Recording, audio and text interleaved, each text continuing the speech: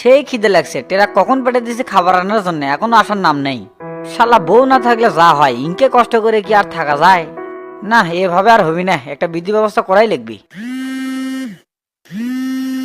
বইয়ের কথা কতে কতে না হবু বউ ফোন দিছে, দেখি রিসিভ করি তো কি কয়। আসসালামু আলাইকুম। ওয়ালাইকুম আসসালাম। শামসু ভাই কেমন আছেন? কোনটি আর ভালো থাকলাম, সেই সকাল থেকে এখনো খাবার খাইনি। বেলা দুপুর গড়ে গেছে, এখনো খাননি মানে? বাড়িতে রান্না হয় নাই? আমার কি আর সেই কপাল যে বউ রান্না করে খাবার সামনে এনে দিবি? আমার হলো পোড়া কপাল। আহারে বেচারা, হামাক করেই তো খাবার সাজা পাঠিয়ে দিলাম হিনি। খিদে আমার মিটে গেছে, উনকে করে খাবার পেটে দেওয়ার চাইতে তুমি একবারই আমার বাড়ি চলে আসো। সেটা কি আমি চাই না? মামা সেই দিন আসার কথা আসছিল, ভাবছিলাম কিছু একটা হবে। একটা কিছু হবি মানে? তোমার মামা না আসলে কি আমাকে বিয়ে হবি না? দেখেন শামসু ভাই, এই রূপা আপনার ছাড়া কারো বউ হবে না। মা যদি এত কিছুর পরেও রাজি না হয়।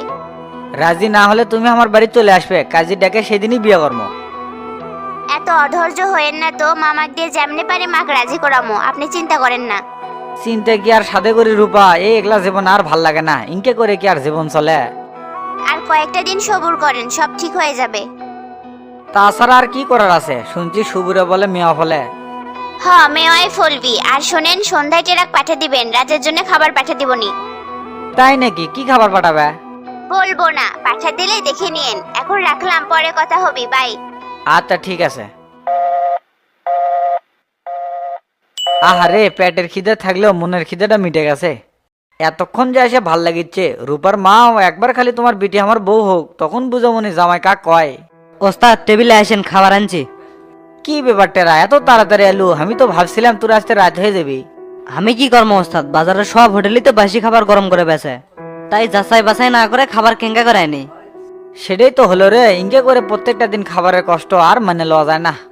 রাহুলের মাও কি কাজ করবি না? খোঁজ খবর লিছিল? খোঁজ লিছিলাম, ওই মহিলার জ্বর, তাই আসেনি, পরশুদিন থেকে আসবি। কোষ কি জ্বর মানে? করোনা হলো নাকি আবার? সেটা জানি নে, করোনা কি আর গরিব মানুষের হয় ওস্তাদ? করোনা তো লোক বাছাই করে করে আক্রমণ করে। তোর যার কথা, রোগ কি আর গরিব ধনী চিনে নাকি? যাক পাবি তাকে আক্রমণ করবি। 2020 সাল থেকে দেখে আর শুনে এসেছি অমুক এমপি মন্ত্রী শিল্পপতির করোনা আছে, কিন্তু আজ পর্যন্ত দেখলাম না কোনো খাটে খাওয়া দিনমজুর রিক্সা চালকের করোনা আছে। খুব একবারে পণ্ডিত হয়ে গেছো, হিসেব করলে সগলিরই করোনা হচ্ছে, কেউ টেস্ট করছে কেউ করেনি। হ্যাঁ বুঝছি, আপনার সাথে কথা পারা যাবে না, টেবিলে খাবার রেডি করছি, খাই এলেন। আচ্ছা যাচ্ছি। টেরা একটা কথা কবার তো ভুলে গেছি, রূপা ফোন দিছিল। তা ভাবি ফোন দিয়ে কি করলা? কি আর কবি, খাওয়ার কষ্টের কথা শুনে করছে এখন থেকে বাড়ির থেকে খাবার পাঠামো। তাই নাকি? তার ডাইনি মা আবার কিছু কবি না? প্রতিদিন লেওয়ার দরকার নেই, তুই আর সন্ধ্যায় যায় খাবার নিয়ে আসবো। ঠিক আছে ওস্তাদ, যেমনই তা এখন খাই এলেন তো। আচ্ছা চলেক। বেশ কয়েকদিন হয়ে গেল আফজাল মাস্টার তো কোনো খোঁজ খবরই দিল না। এদিকে তো আমারই ঢাকা যাওয়ার সময় হয়ে গেল, না হেঁকে খুশফুস করলে তো হবি না। এখনই যাবো মাস্টারের সাথে দেখা করবার। এ ড্রাইভার, গাড়িটা বিলচাপড়ি প্রাইমারি স্কুলের সামনে নিয়ে যাও। ঠিক আছে স্যার, যাচ্ছি।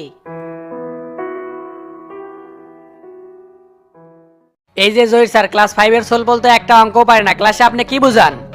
ক্লাসটা আমি ঠিকই লিখি, কৃষক যারা বোঝে না সেটাই তো আমি বুঝতেছি না। যারা আপনার কাছে প্রাইভেট পড়ে তারা তো অঙ্ক ঠিকই বোঝে, সরকারি টাকা এগুলা হালাল করে খান। আমি তো প্রাইভেট পড়াবার চাই না, কিন্তু ছাত্রছাত্রীর বাপ মা তোমাকে ছাড়ে না, এখন কন আমি কি করবো? আজ থেকে আপনার প্রাইভেট পড়ান বন্ধ, আর ভালো করে ক্লাস নেবেন। আর আপনি কতবার কইছে ওই মোস্টেলা সাইডে আসেন, ওই মুসের জন্য যে আপনাকে জালাত জালাত লাগে সেটা কি আপনি খেয়াল করছেন? এই মোষের জন্য বাড়ির বউ শোধন দেয়, আবার স্কুলে আজকে স্যারও শোধন দিল। ঠিক আছে স্যার, মোষের দুটো বাড়ি দিয়ে আল্লাহ পাতলা করবো নি। আপনার এই মুজ দেখে ছাত্র ছাত্রীরা তো ভয় পায়, শিক্ষক মানুষ একটু পরিপাটি হয়ে থাকবেন, দেখতে আরো ভালো লাগবে। আচ্ছা স্যার, কালকে সাইজ করে আসবনি। আসসালামু আলাইকুম মাস্টার সাহেব। ওয়ালাইকুম আসসালাম। তা এমপি সাহেব কখন আসলেন? এই তো মাত্রই আসলাম। আপনারা সকলেই অন্য রুমে যান, আমার একটু এমপি সাহেবের সাথে কথা আছে। ঠিক আছে স্যার, যাচ্ছি। তা এমপি সাহেব খাড়া আছেন কে? বসেন। আচ্ছা বসতেছি। সরাসরি স্কুলে চলে যাচ্ছেন, একটা খবর দিলেই তো আমি আপনার কাছে যা দেখা করে আসলাম নি। খবর আর আমি কি দুমু? খবর তো আপনারই দেওয়ার কথা, তা কত দূর গেলেন কন তো? মইনুলের বইয়ের খবর তো আপনি জানেননি, একবার না করলে ওই মহিলা হওয়া কোয়াতে বহুত কাঠখড়ি পড়ান লাগে। তবে মোটামুটি রাজি হচ্ছে, ওর ভাইয়ের সাথে পরামর্শ করে বিষয়টা জানাবার চাচ্ছে। ওই মহিলা গিয়ে তো আর পারছি না, তা ওর ভাইয়ের সাথে কি কোনো কথা হচ্ছে? খোঁজ তো নিছিলাম, কিন্তু ওর ভাই বলে আসবার চাই আসেনি। আসেনি তো কি আছে, এই ডিজিটাল যুগে ফোনে তো মতামত লেয়া যায়। ভাবতেছি এঁকে করে আর হবিল লয়, নিজেই যা সরাসরি মইনুলের বইয়ের সাথে দেখা করবো। আপনি কি করেন মাস্টার সাহেব? এটা হলো 10 কথার এক কথা, আপনি সরাসরি দেখা করলে একটা রেজাল্ট আশা করা যায়। ঠিক আছে, তাহলে আপনি উঠেন, এখনই রূপার মায়ের সাথে যা দেখা করবো। আচ্ছা চলেন, সবশেষে আমি যেটা বুঝে পারলাম, শামসুর সাথে রূপার যদি বিয়ে হয় আল্লাহ রহমতে রূপা ভালোই থাকবি। সেটা আমি আগেই বুঝতে পারছি দেখে এই বিয়েত রাজি হচ্ছি। এখন চলেন তো আগে যেয়ে দেখা করে আসি। তাই স্কুলে যাচ্ছেন খালি মুখে উঠলে হয়, চাটা খাইয়ে উঠে। কিছুই খাওয়া লাগবে লয়, আপনি উঠেন তাহলেই হবে। ঠিক আছে চলেন তাহলে।